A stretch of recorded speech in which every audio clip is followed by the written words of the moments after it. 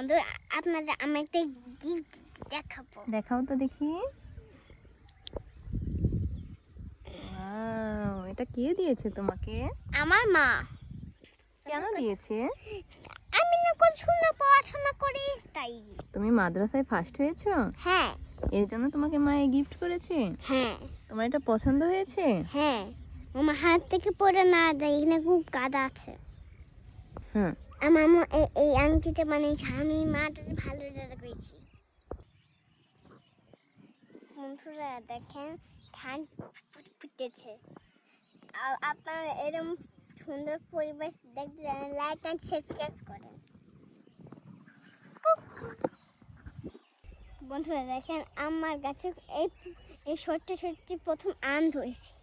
তাই? হ্যাঁ, আপনার খেয়ে দেখতে পারেন। ওই যে এখানে আম হয়েছে, যান